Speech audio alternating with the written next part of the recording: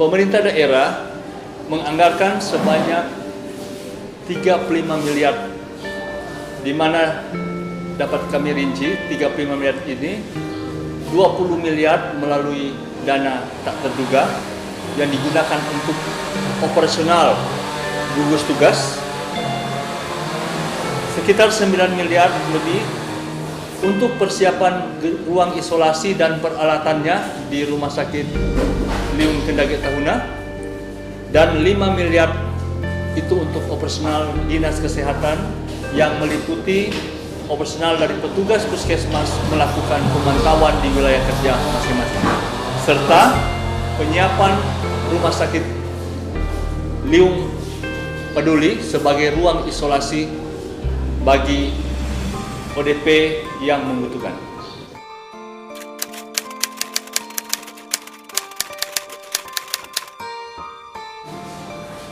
Ketua gugus, dalam hal ini Bapak Bupati Kepulauan Sangihe, telah mewacanakan hal ini. Karena pengalaman dari negara-negara lain, setelah ada kasus baru dilakukan karantina wilayah. Sementara dari negara-negara lain yang belum ada kasus, dalam hal ini kasusnya masih nol, mereka ternyata resepnya adalah lakukan karantina wilayah sebelum ada kasus.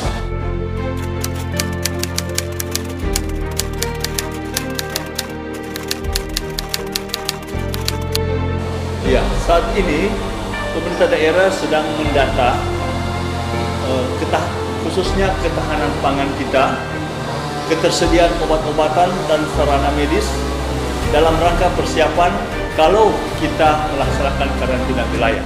Dalam sosialisasi yang diberikan kepada masyarakat, kami telah menyampaikan bahwa selama kita mengikuti anjuran pemerintah untuk menjaga jarak, mencuci tangan, serta melakukan isolasi kepada para pendatang, maka kita bisa terhindar dari penyakit ini. Kemudian kami juga menyampaikan bahwa ketersediaan pangan, ketersediaan bahan baku kita cukup untuk apabila terjadi karantina wilayah. Ketika terjadi karantina wilayah itu, memang kapal penumpang kita stop, tetapi kapal barang kita tetap upayakan sehingga suplai barang tetap berjalan sebagaimana mestinya.